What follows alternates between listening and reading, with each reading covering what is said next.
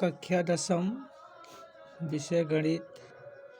बच्चों, आज हम ज्यामितीय आकृतियों में समरूपता से संबंधित प्रश्नावली 4 के प्रश्नों को हल करेंगे। क्वेश्चन है, यदि दो समरूप त्रिभुजों के क्षेत्रफल का अनुपात 25:9 है तो उनके संगत भुजाओं का अनुपात क्या होगा। इसमें देखिए, दो त्रिभुज समरूप हैं। उन दोनों त्रिभुज में से हम एक त्रिभुज को ABC ले लेते हैं और दूसरा त्रिभुज को PQR ले लेते हैं। ठीक, तो माना कि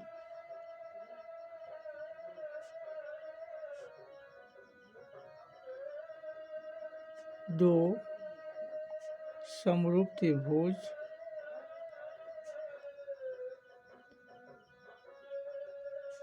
ABC व PQR है। ठीक, इन दोनों त्रिभुज के क्षेत्रफल का अनुपात दिया है 25:9, अर्थात त्रिभुज ABC का क्षेत्रफल बटे त्रिभुज PQR का क्षेत्रफल, दोनों के क्षेत्रफल का अनुपात 25/9 दिया हुआ है। तो उनके संगत भुजाओं का अनुपात क्या होगा। दोनों त्रिभुज के संगत भुजा का अनुपात ज्ञात करेंगे। तो पहला त्रिभुज ABC में हम भुजा AB को लेंगे तो AB के संगत PQR में PQ होगा, तो AB/PQ का मान क्या होगा। तो इसमें देखिए, क्षेत्रफल का अनुपात दिया है, तो क्षेत्रफल के अनुपात से हम दोनों त्रिभुज के संगत भुजा का अनुपात ज्ञात कर सकते हैं। ठीक, क्षेत्रफल प्रमेय से। और अगर संगत भुजा का अनुपात दिया होगा तो संगत भुजा के अनुपात से क्षेत्रफल का अनुपात ज्ञात कर सकते हैं। ठीक, तो दोनों त्रिभुज के क्षेत्रफल का अनुपात दिया हुआ है, तो उनके क्षेत्रफल के अनुपात से हम संगत भुजा का अनुपात ज्ञात कर सकते हैं। इसके लिए हमें क्षेत्रफल प्रमेय को लेना होगा।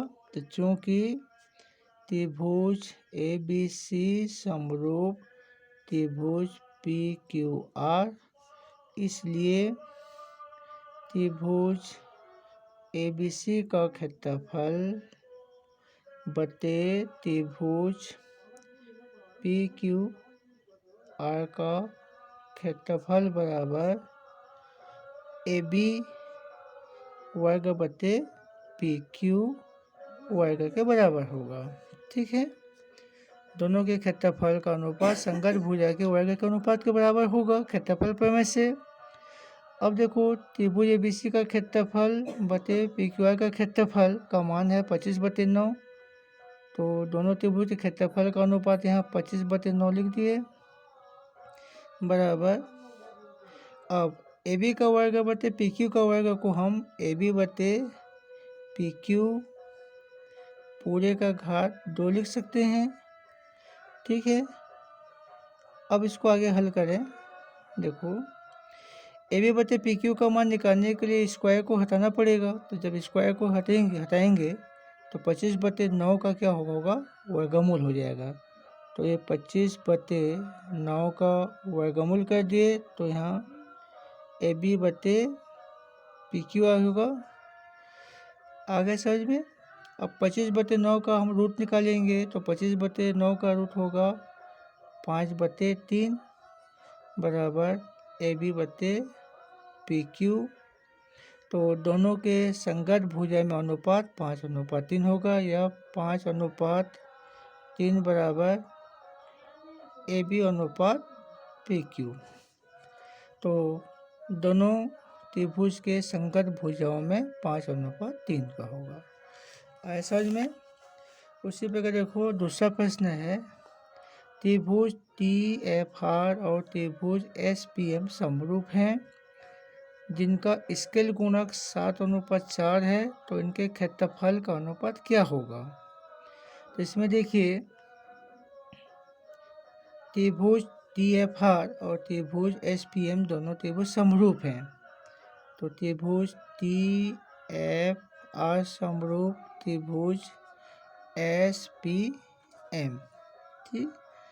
दोनों त्रिभुज के स्केल गुणक दिए है। तो स्केल गुणक जो होता है दो समरूप त्रिभुजों के भुजाओं का अनुपात होता है, ठीक। तो भुजाओं का जो अनुपात को हम स्केल गुणक कहते हैं, वही वो संगत भुजा का माप होगा। तो जो स्केल गुणक है वो दोनों त्रिभुज के संगत भुजा का अनुपात हुआ। तो पहला त्रिभुज TFR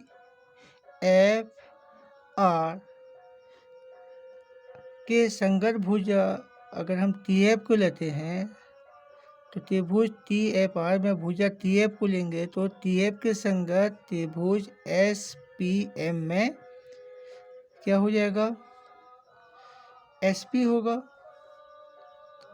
ठीक है। तो TF और SP क्या हैं, दोनों संगत भुजा हुए। तो दोनों के संगत भुजा का अनुपात यहाँ 7:4 अर्थात TF बटे SP बराबर 7/4।